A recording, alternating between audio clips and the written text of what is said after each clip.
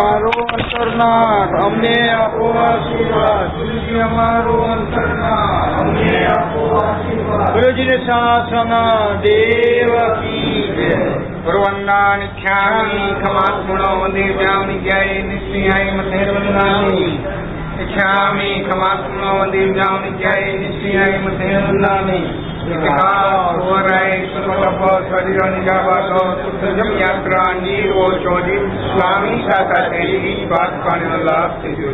इच्छामि समात्मनो वंदेजामिं जय निश्चयाय मतेर्वंदामि. संदीप भगवान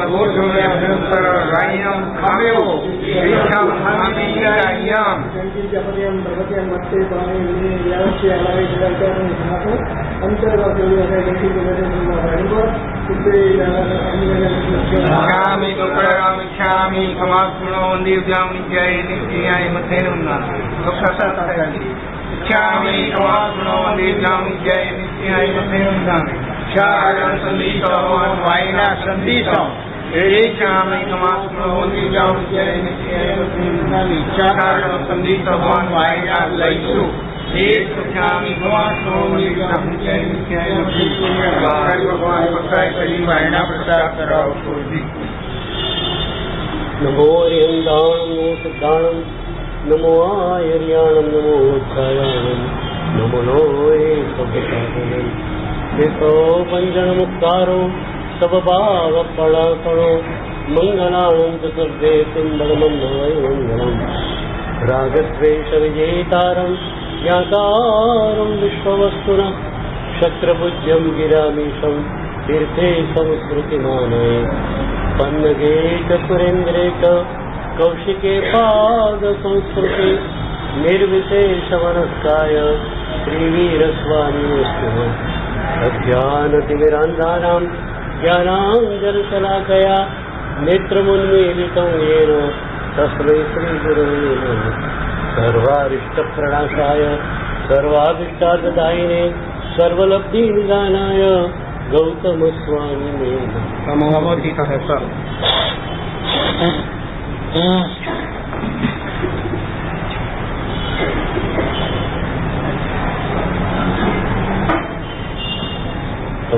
कर्णेन्द्रेण सोचितं कर्म कुर्वती प्रभुस्तुल्यमनोवृत्ति पार्श्वनाथ प्रियस्तु. ज्ञान ध्यान क्रियादिकार्यकुशल प्रद्युम्न जेता गुरु आन्तरलोचनमेकमस्तु सुतरां हृद्भासितं यस्य. ओंकारेण सुसेवितोऽपि सततम् ओंकारसेवापर सोऽयं सौम्यमनः सदा विजयते श्रीसिद्धिसूरीश्वर. सोऽयं सौम्यमनः सदा विजयते श्रीभद्रसूरीश्वर. ओंकारं बिन्दुसंयुक्तं नित्यं ध्यायन्ति योगिनः कामदं मोक्षदं चैव. ओंकाराय नमो नमः. શાશ્વતી કોળીની આરાધનાનો આજે બીજો દિવસ. આજે સિદ્ધ પદની આરાધના. સિદ્ધ ભગવંતોને કઈ રીતે યાદ કરીશું? સબરાઈ ચકામાં એક સરસ પ્રસંગ આવે છે. મુનિરાજ કૌશધ્યાને ઉભા છે જંગલમાં અને એક બાઈ ત્યાં કણે આવે છે જેને પૂર્વ જન્મથી બૈરાનું બંદરી ધારા ચાલી રહી છે મુનિરાજ સાથે. મુનિરાજની કાયાને આપણે ધર્મ કાયા કહીએ. જે કાયા સતત ધર્મની અંદર જ ડૂબેલી હોય અને એ ધર્મ કાયાને જોતા આપણું હૃદય અહોભાવથી ઉભરાઈ જાય. હું તો તમને ઘણી વાર સર્ટિફિકેટ આપું છું કે એક પણ સાધુ કે એક પણ સાધ્વીજી મહારાજને જોતા તમારું હૃદય અહોભાવથી છલકાઈ જ જાય. માત્ર મારે એક ડગલું આગળ તમને ચલાવવાના છે. હવે સાધુ ભગવાન કે સાધ્વીજી ભગવતીને જોઈને ઈર્ષા થવી જોઈએ. બરાબર? મને ક્યારે મળશે આ? તારો ક્લાસમેટ હોય કે સ્કૂલમેટ હોય, અરે એકદમ આગળ વધી ગયો, એનો મસ્ત મોટો બંગલો તમે જોયો, તમને શું થાય? મળી આવો બંગલો ક્યારે બનશે? એમ એક સાધુ ભગવાન કે સાધ્વીજી ભગવતીને જોઈને થાય કે મને પણ આવું ક્યારે મળશે. તો એ ધર્મ કાયા જોઈને આનંદ થવો જોઈએ. એને બદલે પેલી બાઈને બૈરાનું બંધની ધારાને કારણે દ્વેષ ઉત્પન્ન થાય છે. એટલો બધો દ્વેષ થયો કે મુંજરાજને ખતમ કરી નાખ્યો. જંગલમાંથી લાકડા આજુબાજુમાંથી વીણ્યા, લાકડાનો ઢગલો અહીં સુધી કર્યો, મુંજરાજના ખભા સુધી અગ્નિ પ્રગટાવી. મુનિરાજનો દેહ એ અગ્નિની અંદર સળગી રહ્યો છે અને એ વખતે મુનિરાજને સિદ્ધ ભગવંતોની યાદ આવે.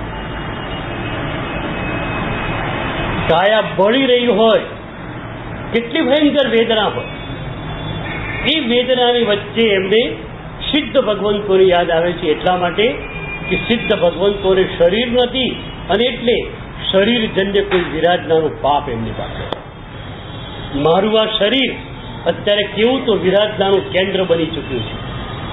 અગ્નિકાયના જીવોની વિરાજના, ઉડતા કોઈ ત્રસ જીવો આવીને પડે તો એની વિરાજના મારી કાયા છે, માટ્યા વિરાજના થઈ રહી છે. અને એટલે સિદ્ધ ભગવંતોની યાદ તીવ્રતાથી એમના મનની અંદર સ્મરી આવે છે. વિચાર તો કરો, સાધના કેટલી સઘન બની હોય ત્યારે આ ભાવના આવી શકે. મને કોણે સળગાવ્યો એ વાત નહીં, કોણે આગ લગાડી એ વાત નહીં, ગુસ્સાની વાત નહીં, માત્ર એક જ વાત કે મારું શરીર વિરાજનાનું કેન્દ્ર બની રહ્યું છે. ખરેખર સિદ્ધ ભગવંતોને ધન્યવાદ કે જેમને શરીર તમારી આ સિદ્ધ ભગવંતો બાથરૂમમાં ગયા પછી નાતી વખતે યાદ આવે, પાણીના ટીપા શરીર પર પડતા હોય, અગણિત જીવોની વિરાધના ચાલી રહી હોય, એ વખતે એમ થાય કે આ શરીર કેટલી બધી વિરાધનાઓ કરે છે, કેટલી વિરાધનાઓ શરીરનો રાગ કરાવે છે. ધન્ય છે સિદ્ધ ભગવંતોને જેમની પાસે આ શરીર નથી. આવો વિચાર આવે તમને તો સિદ્ધ ભગવંતોને આ રીતે યાદ કરીએ તો નવું સિદ્ધાણમ સાર્થક બને. સિદ્ધ ભગવંતોની યાદ એટલા માટે સાર્થક બની જાય કે આપણને સતત સ્મૃતિ એમની સાધનાની રહે, એમની સિદ્ધિની રહે, અને એથી કરીને મનની અંદર બીજા કોઈ વિભાવોની સ્મૃતિ ન રહે. શ્રીપાલ અને મૈણા ગુરુદેવની પાસે બેઠા છે. મૈણાની આંખમાં આંસુ છે. કેમ આંસુ આવ્યા? દુઃખથી ગભરાઈ ગઈ? પીડાથી વિફળ બની? નહીં. દુઃખ તો મારા કર્મના ઉદયથી વળ્યું છે અને એ કર્મનો ઉદય ભોગવાઈ રહ્યો છે એટલે જલસો જ જલસો છે. દુઃખના ઉદયમાં, કર્મના ઉદયની અંદર ક્યારે પણ સાધક સહેજ પણ પીડિત થાય નહીં. સાધકને પીડા ક્યારે થાય ખબર? પોતાની સાધના સહેજ ઝાંખી પડે ત્યારે સાધકને પીડા થાય. તમારી પીડા જુદી ને અમારી પીડા જુદી. એક સાધક એક જગ્યાએ ગયેલા, નક્કી કરેલું 10 દિવસ ત્યાં આગળ રોકાશે. જજમાનની પણ ભાવના બહુ કે તમે મારે ત્યાં રોકાવો 10 દિવસ, તમારી ઓરા મારા ઘરને મળે, મારું ઘર પણ પવિત્ર થઈ જાય. એક દિવસ થયો, પેલા સાધક રહ્યો એક દિવસ, બીજા દિવસે કહ્યું કે હું જાઉં છું, હવે બેગ તૈયાર કરી. જજમાન આપણો બાપડો થઈ ગયો. શું થયું સાહેબ? મારી સેવામાં કઈ કસૂર રહી ગઈ? સુવિધામાં કસૂર રહી ગઈ? કેમ આપ જવાનું વિચારો છો? ઘણી વખતે એ સાધકે કહ્યું કે તમે એટલી બધી સુવિધાઓ મને આપો છો કે આ સુવિધાઓ મારી સાધના માટે ચાલી શકે. આટલો સરસ મજાનો રૂમ હવાદાર, આટલો સરસ મજાનો પલંગ, એના પર મચ્છરદારી ઢાંકેલી, આટલી સુવિધા મારા શરીરના રાગને પોષી શકે અને મારા સાધનાના આનંદને નબળો પાડી શકે. માટે આવી સુવિધા મને ન જોઈએ. સાદું ઘર, સાદો રૂમ, સાદી પથારી અને બિલકુલ મચ્છરદારી વગેરેની વ્યવસ્થા નહીં, આવી બધી અસુવિધાઓ તમે આપી શકો એમ હોય તો જ હું તમારે ત્યારે હું નહીતર રહું નહીં. સાધકને સુવિધાઓ જોડે બને જ નહીં. એટલે હું ઘણી વાર કહેતો હોઉં છું કે એક ભક્તની, એક સાધકની ફરિયાદ શું હોય? શરીરને તકલીફ પડી એ ફરિયાદ કોઈ ભક્તની કે સાધકની ન, પણ સાધના બરોબર જાવી નહીં એ ફરિયાદ સાધકની હોય. સાંજે તમે આવો, મોડું થોડું પડેલું હોય, પૂછીએ કેમ ભાઈ આમ મૂડલેસ કેમ છો? શું કહો? સાહેબ આજ તો બે ગાથા બી ન થઈ.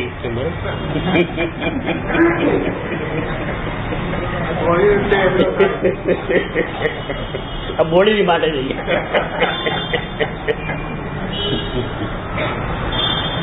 તમે ખરેખર સાધક છો? મારે પૂછવું છે. ચલો અહીંયા કેટલા કલાક આવો, એટલા કલાક સાધક ખરા? મારે તો છે ને તમને 24 કલાકના સાધક બનાવવા છે. તમે અત્યારે જો ને સાધના કરવા આવો ને તો પણ બિઝનેસમેનના રૂપમાં જ આવો છો. આપણા લોકોનું છે ને કમર્શિયલ માઇન્ડ છે ને ક્યાંય નવરું પડતું નથી. એ તો પ્રતિષ્ઠા મહોત્સવે જઈ આવ્યો હોય ને તો કે પ્રતિષ્ઠા મહોત્સવ બહુ સારો. કોઈ પૂછે કયા મારસાહેબ બધા આચાર્ય ભગવાન કયા હતા? એ તો કંઈ ખ્યાલ નથી. તો શું સરસ થયું? અરે 10 કરોડની ઉપર થઈ આ કમર્શિયલ માઇન્ડ. પ્રતિષ્ઠા મહોત્સવ ભગવાન કેવા હતા, સદગુરુ કેવા હતા, ભગવાનની ભક્તિમાં કયો આનંદ થયો એ નહીં, પૈસાની માણે છે ત્યાં. એ તમે લોકો 24 કલાકના બિઝનેસમેન છો. લોકો પૈસા છોડે છે, બહુ સરસ વાત છે. એના દાન ધર્મની પ્રશંસા કરો એની પણ વાંધો નથી, પણ પૈસાને ક્યારે પણ ધર્મ સાથે સાંકળો. આ પ્રતિષ્ઠા ભવ્ય થઈ કારણ કે 15 કરોડની ઉપજ થઈ, કોઈ મતલબ નથી. ધનને કોઈ સાધના જોડે સાંકળો નહીં. અમે લોકો તો રાજસ્થાનમાં જઈએ ને, કોઈ પણ પ્રતિષ્ઠા હાજરી 15-20 કરોડથી ઓછી હોય જ નહીં. અને એમાં પણ 10, 12, 15 કરોડ સાધારણના હોય છે. દેવદ્રવ્યના 5 કરોડ હોય, સાધારણના 15 કરોડના ચડાવવા લગભગ મિનિમમ કોઈ પણ રાજસ્થાનના ગામની પ્રતિષ્ઠામાં હોય છે. ન હોય તો એમનું નાક કપાઈ જાય. પણ અમે લોકો માનીએ જ છીએ, આનાથી ખુશ થવા જેવું નથી, કારણ કે આ બધા કમર્શિયલ માઇન્ડના માણસો છે. અને એથી કરીને એ વેપાર જ કરવાના છે. પછી એ 15 કરોડનો વેપાર કરવાના છે. 15 કરોડ લોકોએ આપ્યા, પણ 15 કરોડનું દાન કરી શકવાના નથી. એટલે અમે લોકો બહુ હરખાઈએ નહીં. કોઈ કે તમારી દિશામાં પ્રતિષ્ઠા થઈ 20 કરોડ ત્યાં, ભાઈ સારું થયું, લોકોએ ખર્ચ્યા એટલું સારું, પાછળની વાત પાછળ વાળા જાય. એટલે કમર્શિયલ માઇન્ડ જે છે અહીંયા નથી. એટલે મારે તમને 24 કલાકના સાધક બનાવવા. એટલે ભક્તની કે સાધકની ફરિયાદ પણ શું હોય? બોડી ન થઈ એ નહીં, ગાથા ન થઈ એ. આજે કે ભણવાનું થયું જ નહીં. મીરાએ પ્રભુને ફરિયાદ કરી. શું ફરિયાદ કરી? મને રાણાજીએ દુઃખ આપ્યું એમ નહીં, મને રાણાજીએ ઝેરનો પ્યાલો પીવડાવ્યો એ નહીં. મીરા ફરિયાદ કરે છે, જબ સે તુમસે બિછુરી પ્રભુ તબ સે ન પાયો જય. જબ સે તુમસે બિછુરી પ્રભુ તબ સે ન પાયો જય. પ્રભુ તમારાથી વિખૂટી પડી, વિભક્ત થઈ, ત્યારથી એક ક્ષણ મને ચેન પડ્યું. તો મૈણા પીડિત છે, પણ શા માટે? બહુ મજાની વાત રાસકાર કહે છે. મૈણાએ શું કહ્યું ગુરુદેવને? રાસકારના શબ્દો છે, અવર કશું નથી આવતું, મનમાહી પૂજ્ય પણ જીન શાસન હેલના સાલે લોક અબુજ. ગુરુદેવ, જે ઘટના ઘટી ગઈ એની કોઈ ઘટના હજી યાદ નથી. મારા કર્મમાં જે હતું એ પ્રમાણે થયું છે.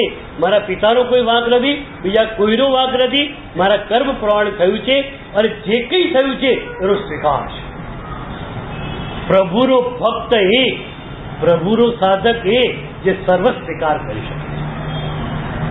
મનગમતાનો સ્વીકાર અને અણગમતાનો અસ્વીકાર તમે મૈણા નહીં બની શકે. બનવું છે ને મૈણા? મૈણા પાસે સર્વ સ્વીકાર છે. જે પણ આવે એનો સ્વીકાર. તોડીઓ વર મળે તેનો બી સ્વીકાર. રાજ્ય સંપત્તિ ન મળે તો એનો બી સ્વીકાર. દુઃખમાં જીવન વિતાવવું પડે તો પણ સ્વીકાર. બધાનો સ્વીકાર. એનું નામ જીનશાસન, અને એ જીનશાસન મૈણાની પાસે હતું. એક લેખકે બહુ સરસ લખેલું હતું કે ચોરીની અંદર જ્યારે મૈણા સુંદરી શ્રીપાળનો હાથ પકડીને બેઠેલા હતા ત્યારે મૈણાનો હાથ શ્રીપાળના હાથમાં હતો એ તો આપણને દેખાય એવી વાત છે, પણ મૈણાનો હાથ પ્રભુના હાથમાં હતો એ ખરેખર ભક્તના હૃદયની વાત છે. એ વખતે મૈણા સુંદરી હાથ પ્રભુના હાથમાં હતો. બસ પ્રભુ મારી જોડે છે, પ્રભુ મારી સાથે છે, મને કોઈ ફિકર નથી. કર્મ સત્તા જે છે એનું પ્રભુ સત્તા સામે શું ચાલી શકે? તમને લોકોને જે કર્મ સત્તાનો ડર લાગે છે, કારણ પ્રભુ સત્તા જે છે ને એનો તમને ખ્યાલ નથી.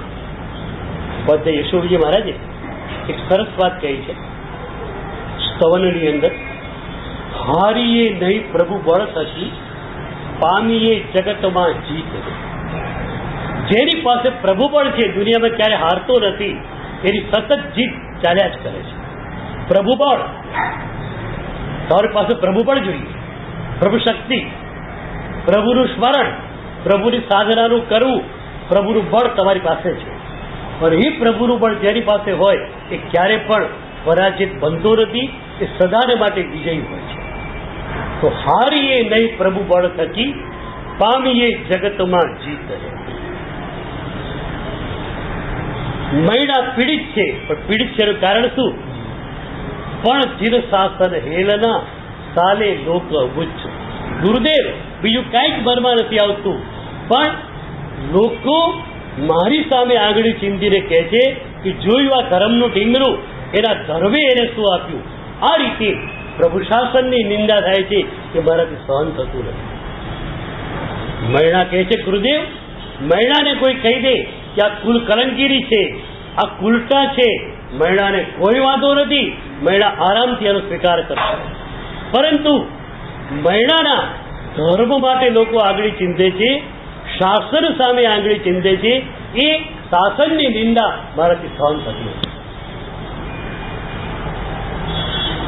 મેં વચ્ચે કહ્યું કે આપણા યુગના સાધના મનીષી પન્યાસ ભદ્રંકરજી મહારાજ સાહેબ, એમની પાસે નમસ્કાર મહામંત્ર લેવા જે પણ સાધક આવે એને એક નિયમ અચૂક આપતા, એ બીજો કોઈ નિયમ નહીં આપતા, એક જ નિયમ આપતા. એ નિયમ એ હતો કે તારે કોઈ પણ સાધુ સાધ્વીની નિંદા નહીં કરવી, શ્રાવક શ્રાવિકાની પણ નિંદા નહીં કરવી. પ્રશંસા થાય તો કરજે, અનુમોદના થાય તો કરજે, નિંદા તો ક્યારે પણ કરતો નહીં. કોઈ કદાચ પૂછે ને, સાહેબ આવો નિયમ તમે કેમ આપો છો? ત્યારે કહેતા કે મારે તને નમસ્કાર મહામંત્ર આપવાનો છે. નમસ્કાર મહામંત્રનું 5મું પદ છે, નમો લોહે સર્વસાહુ. એક બાજુ તું કહીશ લોકમાં રહેલા સર્વ સાધુઓને મારા નમસ્કાર, અને બીજી બાજુ એ સાધુ પુરુષોની નિંદા કરતો હોય, તારો નવકાર તને પડશે ક્યાંથી? તમે નમો અરિયંતાણું બોલો અને અરિયંત ભગવાનની મૂર્તિની આરાધના કરો, નમો અરિયંતાણું ફળે તમને. તો એ જ રીતે પન્યાસી ભગવંતે કહ્યું કે નમો લોહે સર્વસાહુણમ એ માણસે બોલવું છે. અને એ જ વ્યક્તિ સાધુ કે સાધ્વીની નિંદા કરતી હશે તો એને નમો લોહે સર્વસાહુણમ કઈ રીતે ફળી શકે? ન જ ફળી શકે. માટે પેલો નિયમ આપું છું કે સાધુ સાધ્વીઓની, શ્રાવક શ્રાવિકાની નિંદા કોઈ પણ સંયોગોમાં કરવી. આપણે બે વસ્તુનો નિયમ લઈ શકીએ. શાસનની નિંદા, સાધુ સાધ્વીઓની, શ્રાવક શ્રાવિકાની અથવા તો કોઈ શાસન પ્રભાવનાના કૃત્યોની નિંદા ક્યાંય પણ કરવી નહીં. કોઈ કરતો હોય તો સાંભળવી. કોઈ પણ વ્યક્તિ કોઈ પણ મહાત્માની નિંદા કરે, તમે કહેજો પ્લીઝ મારી પાસે આવી વાત નહીં કરે. એ સાધુ પુરુષ છે, એમને શું કરવું શું નહીં એમના ગુરુ જાણે. હું કે તું એમના ગુરુ નથી. ગુરુ હોય એને ચર્ચા કરવાની જરૂરિયાત હોય. આપણે ગુરુ પદે બેઠેલા નથી, માટે આપણે આની ચર્ચા કરી શકીએ નહીં. બહુ તો કરી એવું લાગતું હોય એમના ગુરુ મહારાજ પાસે ખાનગીમાં જા અને એમ કે તમારા સાધુ ભગવાન છે, તમે જોઈ લેજો, એમનામાં થોડું જરા મને બરોબર લાગતું નથી. આથી વધારે નિંદા કરવાનો, સાધુ પુરુષોની નિંદા કરવાનો અધિકાર આપણને હોઈ શકે નહીં. शासन की तो बुराई कोई करता ही नहीं, क्योंकि वो बुरा है. लेकिन शासन जब पॉलिटिक्स में वो ठीक रूप में नहीं आता करता है, तब लोग बुराई करते हैं. મૂળ વાત એ જ છે શાસન વસેલું હોય અહીંયા અને આત્મસાત થયેલું હોય તો અહોભાવ જ અહોભાવ. સતત આંખો તમારી જે વરસતી હોય, આવું પરમાત્માનું શાસન મને મળી ગયું. સાચું કહેજો, સવારે વહેલી સવારે ઉઠો અને મોડી રાત્રે સુઈ જાઓ, એમાંથી કેટલી સેકન્ડો એવી જાય, કેટલી મિનિટો એવી જાય કે તમારા મનમાં શાસન મળ્યું છે એના અહોભાવથી એક પુલકિતતા આવતી હોય. હવે કેટલી સેકન્ડો કેટલી મિનિટો જાય છે. શું કર્યું હશે મેં ગયા જન્મની અંદર કે પ્રભુ શાસન મને મળી ગયું. શાસન પ્રત્યેનો અહોભાવ જો તીવ્ર બની જશે તો નિંદાનો કોઈ સવાલ રહેતો જ નથી. પછી તો જ્યાં પણ તમે જોશો ત્યાં તમને સારું સારું દેખાવા લાગશે. મૂળ શું છે? પોઝિટિવ એટીટ્યુડ કે પોઝિટિવ થિંકિંગ એ તમે પોતે આજે પણ કરી શકો છો. અને આજની દુનિયાની પ્રભાવશાળી વિચારસરણી કોઈ પણ હોય તો પોઝિટિવ થિંકિંગની છે. આજે પોઝિટિવ થિંકિંગ ઉપર હજારો પુસ્તકો લખાયા છે. એના સેમિનારની ફી 2,000 થી 5,000 રૂપિયાની હોય છે. બસ માત્ર પોઝિટિવ થિંકિંગ ઉપર પ્રવચન આપી દે, તમે એને સાંભળી લો, 5,000 રૂપિયાની ફી આપી દો. કારણ કે હકારાત્મક ચિંતન તમારા પૂરા જીવનને બદલી નાખે. તો પ્રભુ શાસન મળ્યું છે એના અહોભાવથી તમારું હૃદય પુલકિત થઈ જાય, તમારું શરીર પુલકિત થઈ જાય તો આનંદ જ આનંદ. દરેક વાત તમને કહું, એ શાસન પ્રત્યેનો અહોભાવ તમારી ક્રિયાને, તમારી નાનકડી સાધનાને એક્સપાન્ડ કરી શકે. સ્તવનામાં કહ્યું, તેલ બિંદુ જેવો વિસ્તરેજી જલમાહી ભલેરી. તેલનું ટીપું સમુદ્ર ઉપર પડે, દરિયા ઉપર પડે તો શું થાય? એ વિસ્તરતું જ જાય, ફેલાતું જ જાય, એક્સપાન્ડ થતું જાય. કારણ કે એની પૃષ્ઠભૂમિકા મજાની મળી છે. પણ એ જ તેલનું ટીપું રેતમાં પડે તો શું થાય? શોષાઈ જાય, ચૂસાઈ જાય, ખતમ થઈ જાય. એમ પ્રભુ શાસન પ્રત્યેનો અહોભાવ એ જો પાણીની ભૂમિકા હોય અને એના ઉપર નાનકડી સાધનાનું તેલ બિંદુ તમે પાડો તો એ તેલનું બિંદુ વિસ્તરતું જ જવાનું, વિસ્તરતું જ જવાનું. તમે સાધના કેટલો સમય કરું એ મહત્વની વસ્તુ નથી, તમે કેવી રીતે કરી એ મહત્વની વસ્તુ. અને એટલે હું ઘણી વાર કહું છું કે આપણી સાધનાના 3 આયામો છે: લંબાઈ, પહોળાઈ અને ઊંડાઈ. સ્વાધ્યાય એટલે કે સૂત્રો ગોખવા, એના ઉપર અનુપ્રેક્ષા કરવી, એ મજાની લંબાઈ છે. આપણા સામાયિક ઔષધ, પૂજા વગેરે અનુષ્ઠાનો એ પહોળાઈ છે. પણ અનુભવ એ ઊંડાણ છે. એટલે લંબાઈ અને પહોળાઈ અત્યારે પણ આપણી સાધનાને મળેલી છે. એ બળભાગી છે. હોળીમાં ઘણા બધા આરાધકો આંબીલી હોળી કરતા હશે, ઘણા એક ધાનની આંબીલી હોળી કરતા હશે. ખરેખર ધન્યવાદ છે બધાને. એટલે અનુષ્ઠાનની પહોળાઈ એમની પાસે આવી ગઈ, સ્વાધ્યાયની કદાચ લંબાઈ પણ એમની પાસે આવી ગઈ. બીજું સ્વાધ્યાય ન હોય, પુસ્તકોનું વાંચન ઓછું હોય તો પણ પ્રવચન શ્રવણ દ્વારા પણ તમે સ્વાધ્યાય કરી રહ્યા છો. તો સ્વાધ્યાયની લંબાઈ છે, ક્રિયા માર્ગની પહોળાઈ છે. But where the depth? ઊંડાણ ક્યાં છે? અનુભવનું ઊંડાણ કઈ રીતે મળશે?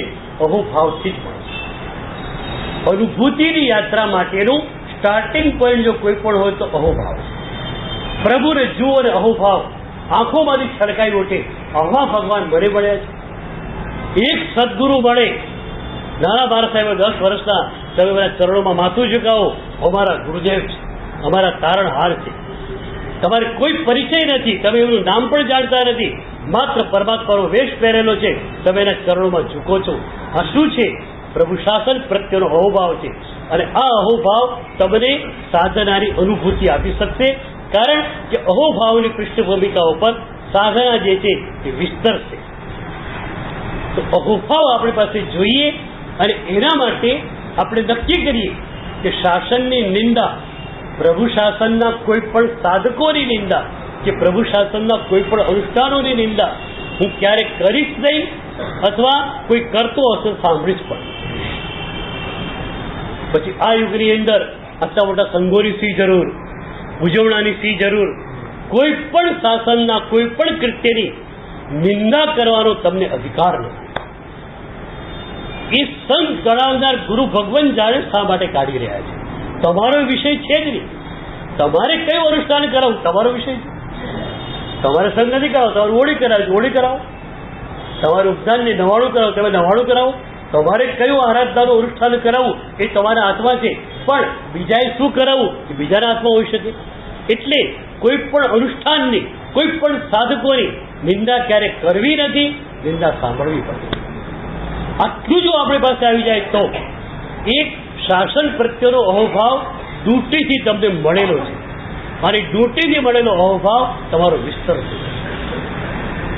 તો મહિનાની આંખમાં આંસુ છે, પણ જીર શાસન હેલના સાલે લોક અબુજ છે. 11 માણસો જીરશાસનની નિંદા કરે છે, ગુરુદેવ મારાથી એ સહન થતું નથી.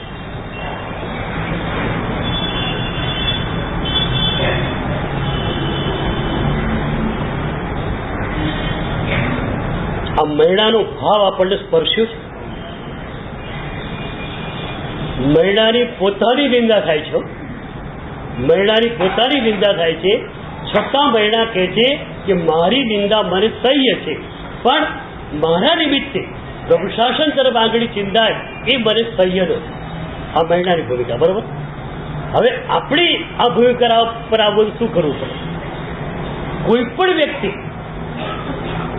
તમારે વચમાં છો જ નહીં, ક્યાંય તમે વચમાં નથી, પણ છતાં જીર શાસનના કોઈ સાધકની નિંદા કરે છે, જીર શાસનના કોઈ અનુષ્ઠાનની નિંદા કરે છે, એ વખતે તમારી આંખો આંસુથી ઉભરાઈ જાય છે. વાત પૂછું, કોઈ વખત કોઈ સાધુ પુરુષની નિંદા સાંભળતા તમારી આંખો આંસુથી ઉભરાઈ? મારે પૂછવું છે. એ વ્યક્તિ એવી હતી, તમે એને ચૂપ કરી શકતા નહોતા, તમે એવી રીતે બેઠેલા કે ત્યાંથી ઉભા થઈ શકતા નહોતા, અને તમારા કાનમાં પેલાના શબ્દો નિંદાના પડ્યા. એ વખતે તમારી આંખો આંસુથી ઉભરાઈ. આવું એક વાર પણ બનેલું છે? મારે પૂછવું છે. એક પણ સાધુ પુરુષની નિંદા સાંભળવી પડી અને એ વખતે આંખો છલોછલ ઉભરાઈ ગઈ, એવું તમારા માટે બન્યું છે? આપણે મહિનાની નાનકડી આવૃત્તિ શી રીતે તૈયાર કરશું? બોલો, માત્ર મહિનાને સાંભળીને. એટલે આપણે સવારની વાચનામાં ધ્યાનનો અનુભવ કરીએ છીએ કે અનુભવ કરીએ તો જ મિલન થાય. સવારે તો આપણે હરિહંસ ભગવાન, સિદ્ધ ભગવાન જોડે મિલન કર્યું, અત્યારે આપણે મહિના સાથે, શ્રીપાળ સાથે મિલન કરવાનું. મારી વાચનામાં મારે 9 પદો સાથે તમને મિલન કરાવવું છે, અને આ જ વ્યાખ્યાન ધારામાં તમને શ્રીપાળ અને મહિનાના ભાવો સાથે જોડી દેવા છે. તો મહિનાના હૃદયમાં જે ભાવ છે એ ભાવ તમને એકાદ વાર પણ સ્પર્શ્યો? મારે પૂછવું છે. 5 ઘરનું ગામ હતું, અને એક માણસે દેરાસર બનાવ્યું, અને એને વિચાર થયો, દિલથી દેરાસર બનાવ્યું, અદભુત રીતે શણગાર્યું. એમ જો કોઈ કહી દે કે 5 ઘરનું ગામ છે, કોણ દર્શન કરવા આવવાનું હતું, આવી રીતે બનાવવાનો શું અર્થ? ન કહી શકાય. એ વ્યક્તિની પોતાના હૃદયની ભાવના હતી, અને ભાવનાને એને મૂર્ત સ્વરૂપ આપ્યું છે. એ વ્યક્તિ એ દેરાસર બનાવતી વખતે, એ દેરાસર બનાવવાની ભાવનામાં એને વર્ષો ગાળ્યા, ત્યારે કેટલું કમાઈ ગયો હશે એ તો જ્ઞાની જ જાણી શકે. હવે તમને એના માટે જેવું તેવું બોલવાનો કોઈ અધિકાર રહેતો જ નથી. અત્યારે તો આપણે ત્યાં એવા તીર્થો છે જે માત્ર જંગલમાં આવેલા છે. રાતામહાવીર બિલકુલ જંગલની અંદર. રાજસ્થાનમાં અત્યારે એવા તીર્થો એક નહીં પણ ડઝનબંધ છે જે માત્ર જંગલની અંદર. રાતામહાવીર ક્યાં, મુછાળા મહાવીર ક્યાં? બધા જ જંગલની અંદર. પણ લાગે છે કે આપણા પૂર્વજોએ બહુ સરસ વ્યવસ્થા વિચારેલી. શહેરના ઘોંઘાટમાં તમે તમારી સાધનાને કદાચ પનપાવી ન શકો તો તમે ત્યાં એ જંગલની અંદર જઈ પ્રભુ સાથે એકાંતમાં મળી શકો અને તમારી સાધનાને સુદૃઢ કરી શકો. એટલા માટે તમારા પૂર્વજોએ, આપણા પૂર્વજોએ આ વ્યવસ્થા કરી. હું પણ જ્યારે બહુ જ વ્યસ્ત થઈને કંટાળી જાઉં છું ત્યારે આવા કોઈ સ્થળે જતો રહું છું. મારું એકદમ ફેવરેટ સ્થળ દિયાણાજી છે. બહુ મજા આવે, બહુ મજા આવે. એકદમ જંગલમાં, કોઈ ગામ આજુબાજુમાં નહીં. અને એ દિયાણાની ધર્મશાળાના ટેરેસ પર જઈ અને હું જોઉં, જાણે લાગે પહાડો મને મળવા માટે આવ્યા છે. આજુબાજુ પહાડો, ગ્રીનરી, જંગલ, અને એ જંગલમાં જીવિત સ્વામી મહાવીર સાહેબ ભગવાન, નદી વધારે ભરાવેલા જીવિત સ્વામી ભગવાન, 2500 વર્ષ પહેલાની મૂર્તિ, બસ જોયા જ કરો, જોયા જ કરો, જોયા જ કરો.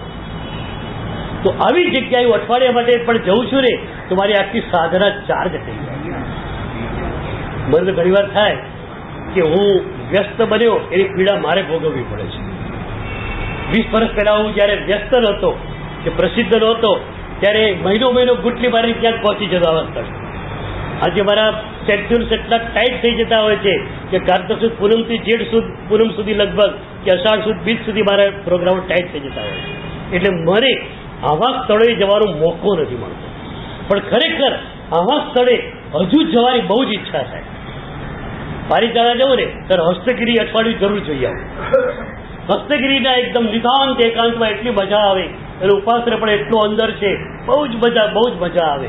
અને ઉપર જઈએ એટલે જ્યારે સ્વર્ગ ભોગ્યો બેસી જાય.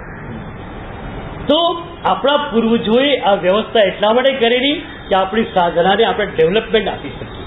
એટલે ક્યારેય પણ કોઈ પણ સાધકોની સાધનાના કોઈ પણ અનુષ્ઠાનોની કે સાધનાના કોઈ પણ પ્રકારની નિંદા મહેરબાની કરીને ક્યારેક કરતા નહીં, નિંદા સાંભળતા પણ નહીં.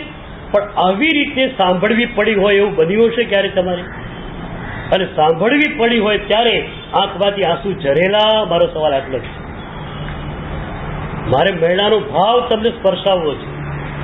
મહિલાનો ભાવ સ્પર્શેલો હોય તો મહિલાની આંખોમાંથી આંસુની ધાર નીકળી છે. ગુરુ મહારાજને જોતા કે સાહેબજી બીજું કંઈ મને ખૂંચતું નથી, ખૂંચે છે આ કે મારા નિમિત્તે જીર્ષાસનની ભવે. શું અદભુત ભાવ છે. પછી ગુરુ મહારાજે શ્રીચક્ર યંત્ર આપ્યું, એના પ્રભાવે રોગ વગેરે દૂર થયો. એ પછીની ઘટના શ્રીપાળ અને મૈણા દેરાસરમાંથી બહાર નીકળી રહ્યા છે. શ્રીપાળના માતાજી વૈદ્યની શોધમાં ગયેલા અને એમાં જ્ઞાની ભગવંત મળ્યા અને કહ્યું કે ભાઈ શ્રીપાળનો રોગ તો દૂર થયેલો છે. આવે છે ત્યાં દેરાસર જ બેઠો થઈ જાય. પોતાના દીકરાની કાયા સોનાવરણી થયેલી જોઈ માં એકદમ ખુશખુશ થઈ ગઈ. ક્યાં કોળથી છલકાતી આની કાયા હતી અને ક્યાં સોનાવરણી કાયા થઈ ગઈ. બેઠા દેરાસરની બહાર એક ઓટલા ઉપર માં પૂછે છે, દીકરા આ ચમત્કાર કઈ રીતે થયો? બહુ મજાની ઘટના હવે ખુલે છે. શ્રીપાળ કહે છે, એ પસાય તુમ બહુ તળો. માતાજી આ કૃપા તો તમારી આ પુત્ર વધુની છે. આ એવી પુત્ર વધુ તમારી મળી, આ મારી પત્ની મારી શ્રાવિકા એવી મળી મને કે જેણે પ્રભુ સાથે અને સદગુરુ સાથે મને જોડી આપી. અને એ સદગુરુએ યંત્ર બતાવ્યું, એના કારણે આ બધું થયું. એટલે મારા સ્વાસ્થ્ય લાભના મૂળમાં કોઈ પણ હોય તો આ મારી શ્રાવિકા છે, તમારી પુત્ર વધુ. એટલે પોતે સ્વસ્થ બન્યો છે. ઉપકારનું બોજ કોના ઉપર? પોતાની પત્ની ઉપર. પણ મહિણા સુંદરી કઈ ઉપકારનું પોટલું પોતાનો પર રાખે એમ છે? તમે રાખો કોઈ દાડો? તમે બોજ રાખો તમારા માથા ઉપર?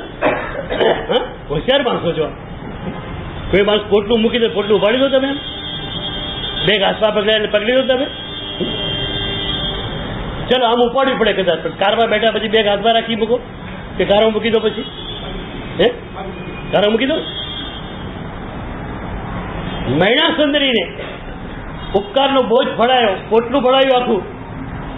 મહિણા સુંદરી એ પોટકું ઉપાડવા માટે રાજી નથી. મહિણા સુંદરી શું કહે છે? એ પસાય સદગુરુ તળો. આ તો સદગુરુની કૃપા, પ્રભુની કૃપા. સદગુરુએ આખું યંત્ર બતાવ્યું સિદ્ધ ચક્રનું, અને એના પ્રભાવે આ બધું ગયું. હવે મારું શું છે? મારું કાંઈ જ નથી. અને કદાચ ગુરુ મહારાજે મુરીચંદ્રસુરી મહારાજને પૂછ્યું હતું, સાહેબ તમે આગમમાંથી ઉદ્ધૃત કરી સિદ્ધ ચક્ર યંત્ર શ્રીપાળને આપ્યું અને એના કારણે રોગ ગયો. ઓહો અદભુત અદભુત તમારી કૃપા વર્ષી. તો ગુરુ શું કહે છે? હું તો છું જ નહીં, મારી કૃપાની વાત ક્યાં કરે છે? પણ ગુરુ એટલે જ ખાલી છે એનું વ્યક્તિત્વ. ગુરુ તો છે જ નહીં, હોય તો કૃપાની વાત આવે ને. ગુરુ કેવું છું જ નહીં અને મારા ખાલી પણ પ્રભુ આવીને બેઠેલા છે, ત્યાં ઉપકારની વાત તો ક્યારે કરે છે? લાખ બધું ભગવાન ઉપર. એટલે અમારે ત્યાં આખી પરંપરા છે કે કોઈ પણ વ્યક્તિ ઉપકારનો બોજ અમને આપે ને, અમે અમારા હાથમાં ન રાખીએ, પ્રભુને પકડાઈ દઈએ. બધો બોજ પ્રભુને ચાલે. તમે શું કરો? સાચું કહો.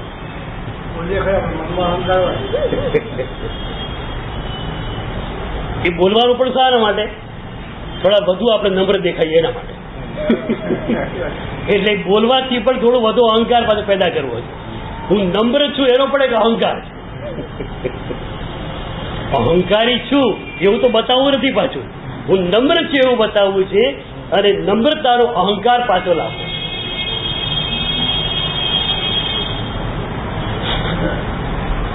આપણે ત્યાં આખી આ પરંપરા હતી કે કોઈ પણ વ્યક્તિ ઉપકારનો બોજ ઓટલું આપણને ભણાવે આપણે આપણા હાથમાં ન રાખીએ.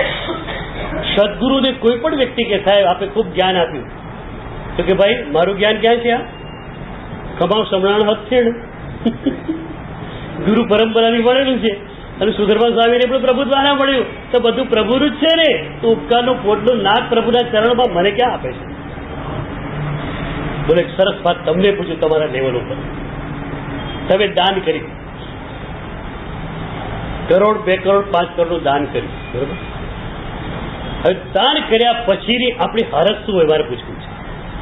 શું હોવી જોઈએ પહેલા કહી દઉં. શું છે તમે જોઈ લેજો. શું છે એની વાતમાં મારે નથી પડવું, તો શું હોવું જોઈએ એની વાત કરું.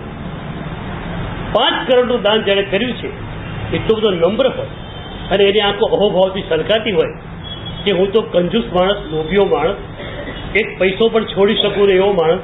આ પ્રભુની સદગુરુની કેવી કૃપા વરસી કે 5 કરોડના દાનનો મને લાભ મળી ગયો.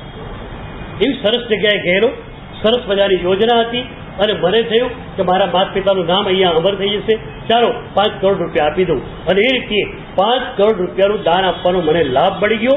અને એની પાછળ પ્રભુ અને સદગુરુની કૃપા છે. આ એક વસ્તુ.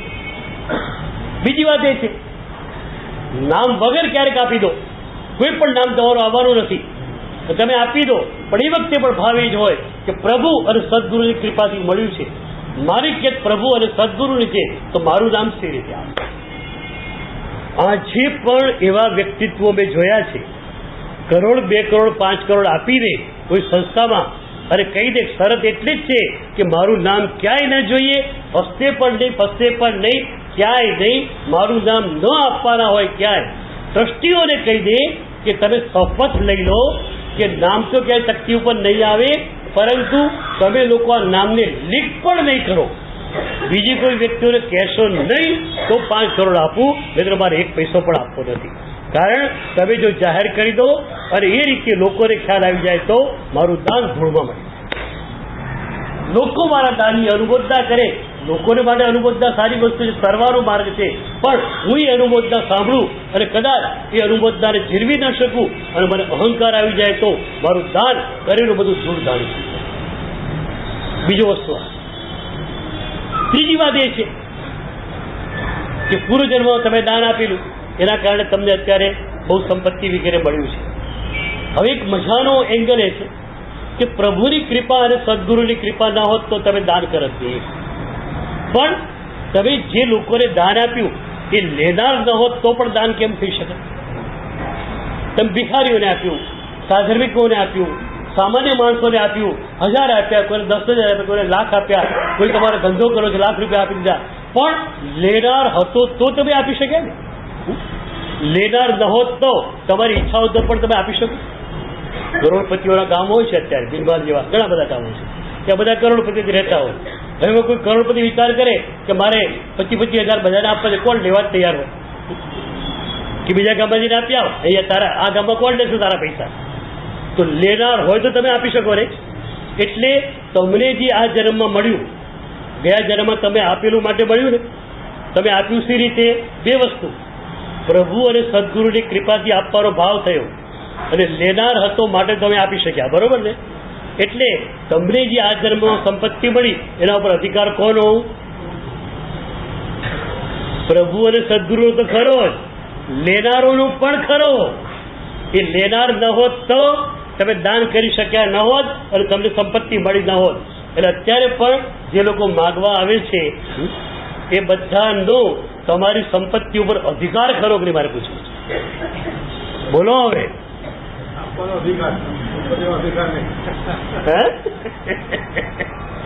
સંપત્તિ મારી એટલે કે આપવાનો અધિકાર.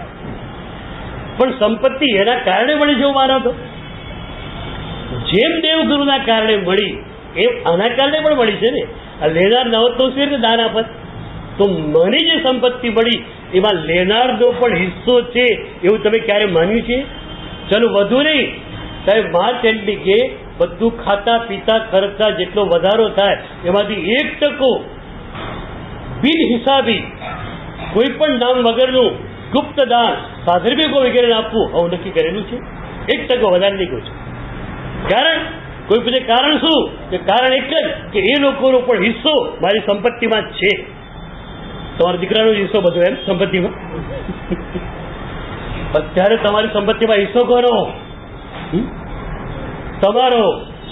માણસને છે ને જો જવું પડે એમ ન હોય દીકરાને હોપે એમ નથી હોતું. આ તો જવું પડે છે એને શું કરે? તમે દીકરાને હોપો એમ છો? પ્રભુ અને ગુરુની કૃપાથી અને આ લેનારાઓની કૃપાથી મને સંપત્તિ મળી છે. માટે જે રીતે પ્રભુ અને ગુરુની ભક્તિમાં વાપરું એવી રીતે આ લોકોને પણ મારે આપવું જોઈએ, કારણ કે મારી સંપત્તિમાં આ લોકોનો પણ હિસ્સો છે.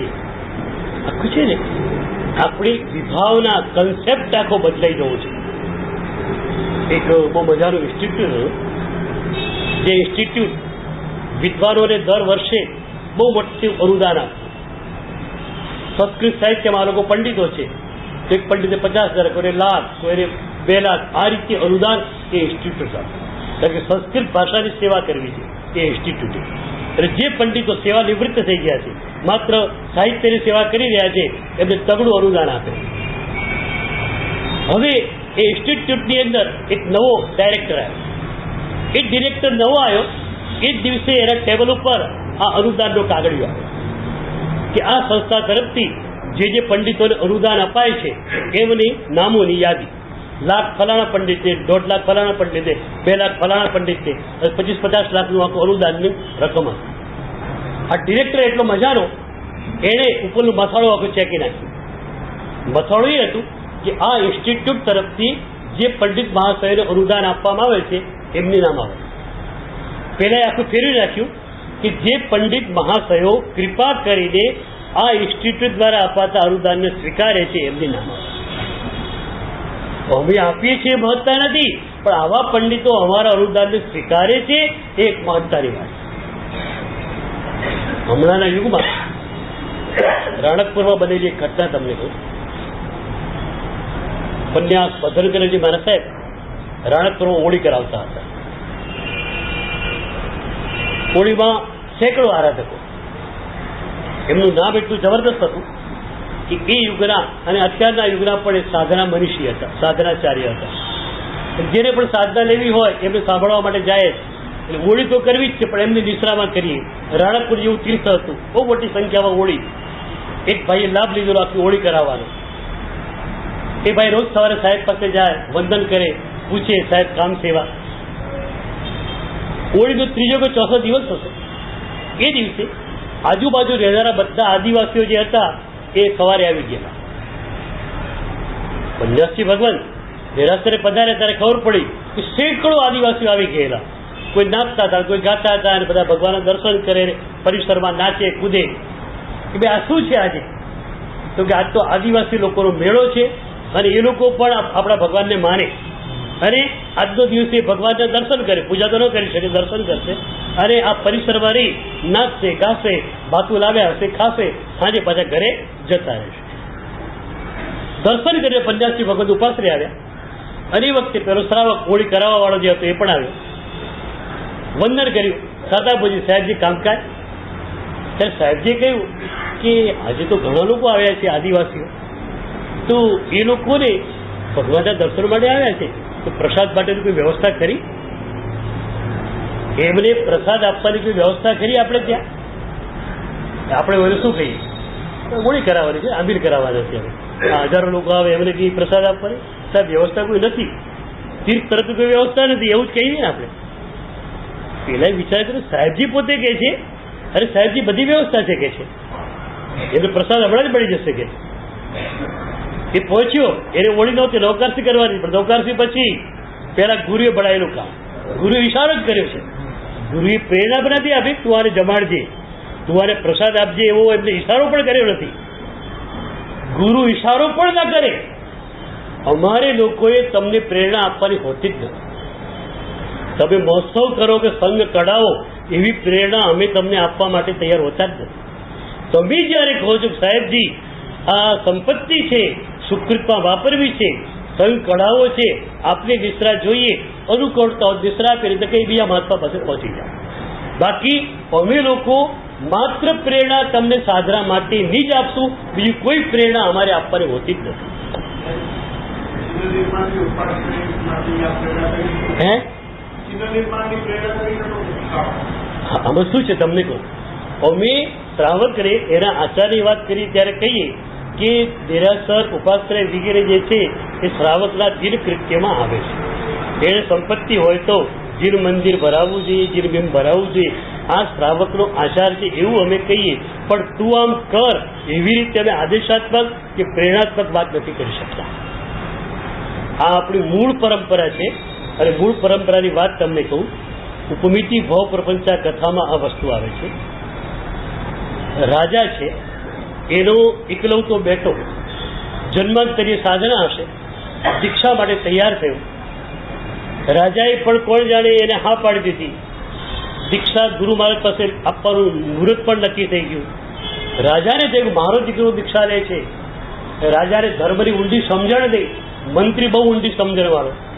તો રાજાએ વિચાર્યું કે આપણે તો બધા દેરાસરોમાં 28 મહોત્સવ કરાવશું, ફૂલોના હારતે એકદમ મહાપૂજાઓ કરાવશું, આખું ગામ સજાવીશું, આ કરશું તે કરશું, ભગવાનને ભવ્ય આંગીઓ કરાવડાવશું. આ બધો વિચાર કર્યો. ગુરુ મહારાજ પાસે બેઠેલા, ગુરુ મહારાજને બધી વાત કરી કે અમે આમ કરશું, અમે આમ કરશું, અમે આમ કરશું. ગુરુ મહારાજ એક શબ્દ બોલતા નથી. રાજાને નવાઈ લાગી કે આટલી બધી સરસ વાતો કરી, મહારાજ દીકરાના મહોત્સવ માટે આટલી બધી બહુ સરસ વાત કરી, સાહેબ તો કે બોલ્યા પણ નહીં. બહાર નીકળ્યા ત્યારે મંત્રીએ કહ્યું કે જીરશાસનના આચાર્ય એ આ રીતે સાવધ્ય કાર્ય જે છે અનુમોદના નથી કરતા. આપણો આચાર છે આપણે કરીએ, આપણે પૂજા ભણાવીએ, સાહેબે વિનંતી કરીએ, સાહેબ આવી શકે. પણ તમે પૂજા ભણાવો કે મહોત્સવ કરાવો એવું નથી. પણ હા, અષ્ટાદિક પ્રવચનો વાંચ્યા અમે ત્યાં મેં પણ કહ્યું કે શ્રાવકના કૃત્યમાં આવે છે, પણ તમે કરાવો એવું નહોતું. આટલો ફરક પડી જાય છે. એટલે આદેશાત્મક સ્તર ઉપર અમારે ક્યારેય પણ ઉતરવાનું હોતું જ નથી. કોઈ પણ આદેશ નહીં, આનો પણ આદેશ નહીં, મંદિર બનાવો એવો પણ આદેશ નહીં. એક શ્રાવકનું કૃત્ય છે, શ્રાવક કરે સમજીએ. અને શ્રાવક પછી કે સાહેબ મંદિર બની ગયું છે, પ્રતિષ્ઠા કરાવવાની છે, આપ નિશ્રા આપવા પધારશો. અમારી અનુકૂળતા હોય તો અમે કહીએ હા, નહીતર કહીએ ના. આથી વધારે અમારે તમારી જોડે સંબંધ હોતો નથી. આ મૂળ પરંપરા છે. અમારે માત્ર અમારામાં જ રહેવાનું છે, સમજ્યા? એટલે હું ઘણી વાર કહું છું તમારી નજર અમારી સામે, અમારી નજર ભગવાન સામે જ છે. તમારી નજર અમારી સામે, અમારી નજર અમારે સામે હોય બે ડૂબ્યા. લોભી ગુરુ લાલચી ચેલા, દોનો નરક में ठेलम ठेला. પછી તો ગુરુ મહારાજ ખાલી ઈશારો કર્યો કે આ લોકોને પ્રસાદની કોઈ વ્યવસ્થા કરી. તરત જ પેલા ભાઈ ગયા, પેલા તીર્થ કમિટી વાળાને પૂછ્યું કે ભાઈ મોટા મોટા કઢાયા ખરા આપણે ત્યાં, બહુ બજારો શીરો બનાવો છે, આ હજારો માણસો શીરો કરો. હરી પણ આ તો હજારો માણસો, તમે ક્યાં પહોંચી વળશો? પહોંચી વળવાની વાત નહીં કરતા, બધું પહોંચી વળશું. સાધુની બાજુમાં જ છે, બધું મંગાવી દઈશું હમણાં. પણ આજે બધા પ્રસાદ જમાડવો જ છે. એ સવારે 9 વાગ્યાથી ગરમા ગરમ શીરો શરૂ થયો, સાંજના 5 વાગ્યા. બધાને પ્રસાદ, મારા પરમાત્માના દર્શન માટે આવ્યા છે એ બધાને પ્રસાદ મળવો જ જોઈએ. પણ પાછળ માત્ર ગુરુનો ઈશારો, પ્રેરણા પણ નહીં. તું પ્રસાદ આપ એ વાત તો નહીં, તારે આપવું જોઈએ એવી પ્રેરણા પણ નહીં. આવી રીતે વ્યવસ્થા હોય છે, ખાલી આટલું જ પૂછે છે. આવું જ આપણે ત્યાં બનેલું હરિભદ્રેશ્વરી મહારાજના સમયમાં કે મહાન આચાર્ય ભગવંત એકવાર ગામની બહાર ગયેલા ચોમાસાની અંદર. દુષ્કાળનું વાતાવરણ અને આજુબાજુ બધે જ જે છે તે અભાવની અછતની સ્થિતિ. ગામડાના લોકો ખેતીવાડી થઈ નહીં, ખેતીવાડી પર એમનું જીવન. તો મોટું ગામ, ત્યાં તળાવ ખોદાવાનું હતું, સેંકડો મજૂરો તળાવની ખોદવા માટે મજૂરી માટે આવ્યા. ઉપર આવ, નીચે જમીન, અને એ લોકો બધા સૂતેલા પોતાના છોકરાઓને ઝાડની ડાળીએ પારણું કરી એમાં ઝુલાવતા હતા. ગુરુ મહારાજે આ દૃશ્ય જોયું, પાછા આવ્યા ઉપાસરે. લલિત શ્રાવક એમનો પ્રમુખ ભક્ત વંદન માટે આવ્યો. ગુરુએ એટલું જ પૂછ્યું કે આ લોકો જે બહાર આવ્યા છે તળાવના કાંઠે, આજુબાજુના ગામડેથી આવ્યા હશે, એમનું ઘર તો અહીંયા હોય નહીં, તો એમના ખાવા પીવાની કોઈ વ્યવસ્થા હોય કે? એમના ખાવા પીવાની કોઈ વ્યવસ્થા હોય? લલ્લી કે જી સાહેબ, બધી વ્યવસ્થા હોય છે. પોતે તરત જ ઘરે ગયો, મુનિમને બોલાયો, આપણી બહારની મોટી વાડી ખોલાવી નાખો, સાફ કરાવી નાખો, રસોઈયાને બોલાવી નાખો, તળાવે સાફ પાડી દો કે જે લોકો બહારથી આવેલા છે બધા જ મજૂરોને આપણી વાડીમાં ઉતારો આપી દો અને 2 ટાઈમ ગરમા ગરમ રોટી, પૂરી, શાક, શીરો આપો. ચાલુ થઈ ગયું. દિવસો વીતી ગયા. પેલા લોકો મજૂરો વિચાર કરે, અમે અમારા વિવિધતા જઈએ તો આટલી સરભરા ન થાય, અમે જેને જાણતા નથી માણસ આટલી સરભરા અમારી કરે છે. મુનિમને પૂછ્યા, શેઠ છે કોણ? શેઠ બહાર ગયેલા. મુનિમ કે શેઠ આવશે ત્યારે હું લઈ આવીશ, હું ઇશારો કરીશ, તમને ખ્યાલ આવશે શેઠ છે. શેઠ બહાર ગયેલા, આવ્યા અને મુનિમ એમને રિસીવ કરવા સામે ગયો. શેઠે મુનિમને પહેલો સવાલ કર્યો, આપણું પહેલું કામ કેવું ચાલે છે? ગુરુ મહારાજે ભણાવેલું પહેલું કામ કેવું ચાલે છે? સાહેબજી 12 વાગ્યા છે, જમવાનો સમય છે, બધા જમવા બેઠેલા, આપ ચાલો ને, આપ જ જોઈ લો. શેઠ પોતે આવ્યા, જોયું, પોતની જાતે પીરસવા પણ માંડ્યા, બધાને ખૂબ પ્રેમથી પીરસાવે છે. ત્યારે મુનિમે ઇશારો કર્યો, આ શેઠ છે અને આમના તરફથી બધી વ્યવસ્થા ચાલે છે. જમવાનું પૂરું થયું, હાથ ધોઈ બધા મજૂરો શેઠના પગમાં પડ્યા કે શેઠજી, શું તમે તો કમાલ કરી નાખી? અમારા ઘરે જઈને અમે કહીશું ને કે અમે તળાવે મજૂરી કરવા ગયેલા અને કોઈ માણસે અમને વાડીમાં મજાનો ઉતારો આપ્યો અને અમને રોજ 2 ટાઈમ ગરમ ગરમ રસોઈ જમાડતો. અમારા સગાવાળા કોઈ માનશે નહીં, એ કહે ગાડા થઈ ગયા છો, સપનામાં છો, આવું કંઈ બને ખરું? તો તમે તો ખરેખર કમાલ કરી. એ વખતે લલિત શેઠ શું કહે છે કે ભાઈ, આ તો સદગુરુની કૃપા છે, મારું કાંઈ જ નથી. મારી પાસે સંપત્તિ ઘણી હતી, પણ આ સંપત્તિ આ રીતે વપરાતે મને પણ ખ્યાલ નતો. માત્ર ગુરુ મહારાજનો ઇશારો કે આ લોકો માટે કોઈ વ્યવસ્થા હોય છે અને આ થઈ ગયું. તમારે જો આભાર માનવો હોય, સામે ઉપાશ્રય રહ્યો ત્યાં જાઓ અને ગુરુ મહારાજના ચરણોમાં વંદન કરો. મારું તો કાંઈ નથી, બધું આ ગુરુ ભગવંતનું છે. આ વાત મૈડાના જીવનમાં ઉતરેલી હતી. શ્રીપાળ કહે છે, એ પસાય તુમ વહુ તણો, માતાજી તમારી પુત્ર વધુ સારી મળી, એના કારણે મારી કાયા નિરોગી બની. મૈડા શું કહે છે? એ પસાય સદગુરુ તણો, આ સદગુરુની કૃપા છે. અને સદગુરુ શું કહે છે? આ પ્રભુની કૃપા. એટલે ઉપકારનો બોજ ક્યાં ગયો? પોટલું ક્યાં ગયું? મૈડાએ તો છેલ્લે ત્યાં જવા દે. તમે ક્યાં જવા દેવાને? બહુ સરસ પૂજા કરતા હો, બહુ સરસ સ્તવન લલકારતા હો, ભક્તિ સારી કરતા હો, કોઈ કંઈક વાહ બહુ સરસ ભક્તિ કરી, તરત જ કહો ને પ્રભુની કૃપા. શું કહો? શું કહો? આ મનમાં કઈ ના થાય એ વખતે. આપણી સાધના બિલકુલ ઓછી છે અને સાધનાના કૃતિત્વનો અહંકાર આપણો જબરદસ્ત. આપણે સૌથી મોટી દબડી કરી આ છે. સાધના બહુ જ નાનકડી છે અને સાધનાના કૃતિત્વનો અહંકાર મોટો છે. એટલે અનંતા જન્મોમાં શું થયું? સાધના થઈ, પણ મેં કરી એનો અહંકાર એટલો પ્રબળ હતો કે સાધના કરી એનું રિઝલ્ટ આપણને મળ્યું. આ જન્મમાં સાધના કરવી છે, પ્રભુને સમર્પિત કરવી. હોળી પૂરી થઈ જાય ને નવપતજીની, અથવા વર્તમાન તમે કરતા હો તો એકમના પારણું કરવા જાઓ એ પહેલા ભગવાન પાસે જજો અને સંકેશ્વર દાદાને કહેજો, તારી કૃપાથી હોળી પૂરી થઈ, તારા ચરણોમાં અર્પણ કરું છું. હવે આ હોળી મેં કરી એવું મને કહેવાનું પણ મન ન થાય, એવું માનવાનું મન ન થાય, એવી કૃપા તું વરસાવજે. આ હોળી તારા ચરણોમાં સમર્પિત. જે પણ તમે સાધના કરો એ સાધનાને પ્રભુના ચરણોમાં સમર્પિત કરી દો.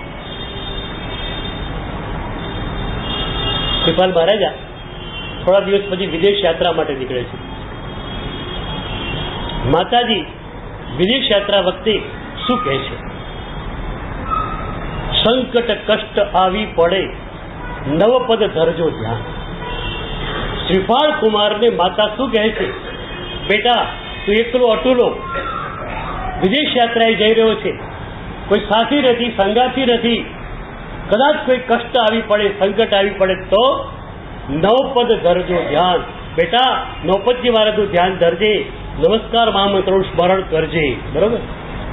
આ નવપદનો રાગ ઘણીવાર જેણે સાંભળેલો હોય, યાદ રહી ગયેલો હોય, એ એરપોર્ટ પર કે રેલવે સ્ટેશન ઉપર જાય દીકરાને મૂકવા, ત્યારે શું કહે? કાગળપત્ર લખજે, એ વાત તો જૂની થઈ ગઈ. હવે ત્યાં જઈને મોબાઈલ કરજે અને મને યાદ કરજે કે પ્રભુને યાદ કરજે. શું કહે? તમે શું કહો?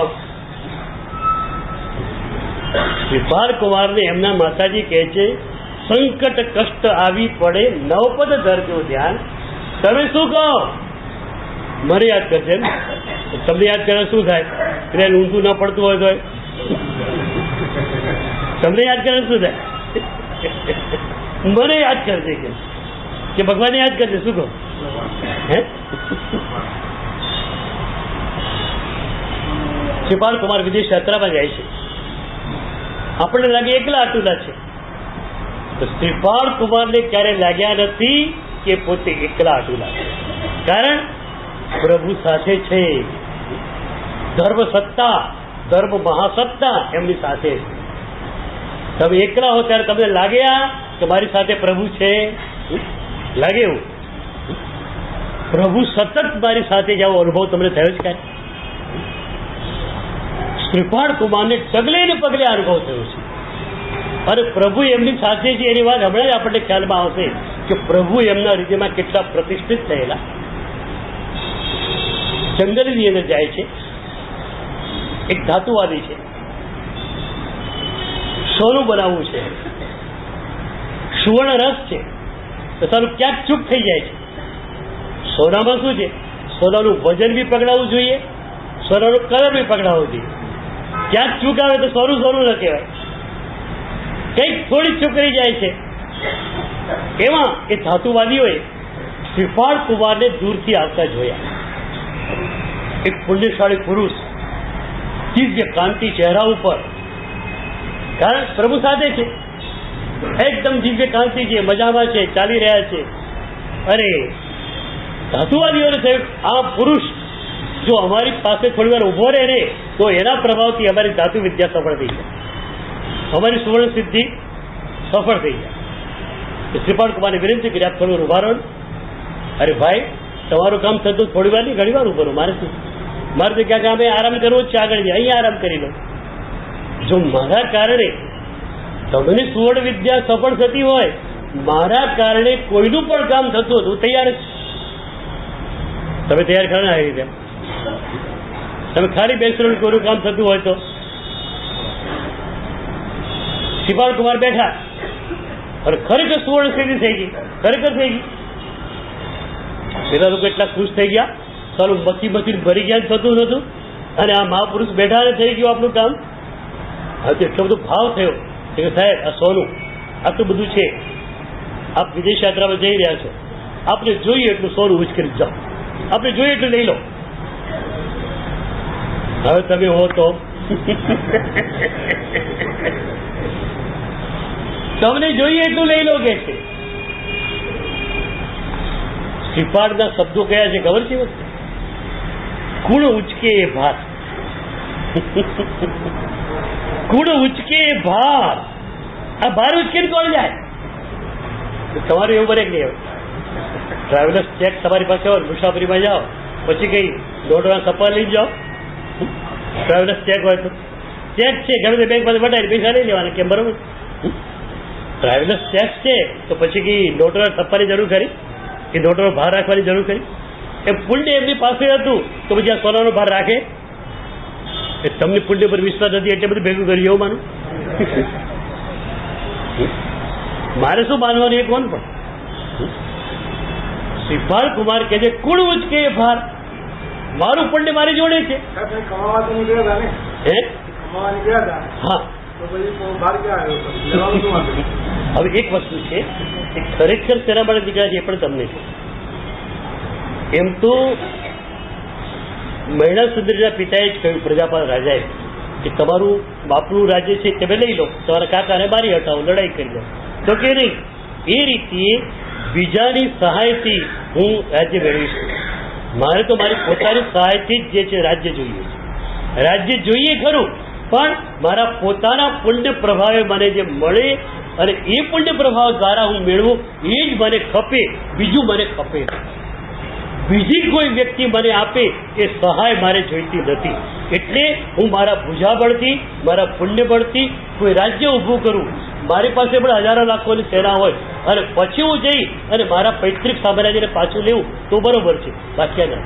એટલે કમાવા માટે નીકળ્યા છે એમ નહીં. મનમાં ઈચ્છા એટલી છે કે મારી એક ફરજ છે. શું ફરજ છે?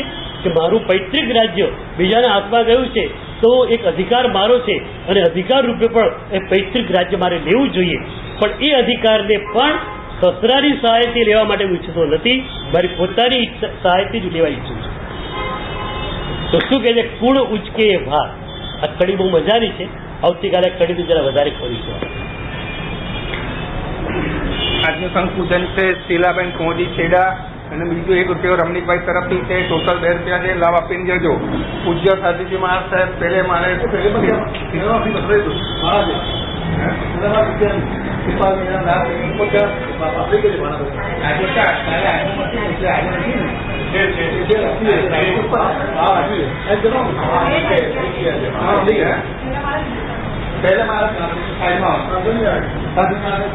પહેલે મારે લાભ છે તો બેનો જરા લાભ દેજો. ગુરુવંદા નિખ્યામી ખમાસ્મણો વંદે જામ વિદ્યાય નિશ્ચયાય મતેન વંદામી નિખ્યામી ખમાસ્મણો વંદે જામ વિદ્યાય નિશ્ચયાય મતેન વંદામી ઇષ્ટકાર સુવરાય સુખતપ શરીર નિરાભાગો સુખરાત્રા નીરો છોડી સ્વામી કાકા શ્રીજી ભાગ પાણીનો લાભ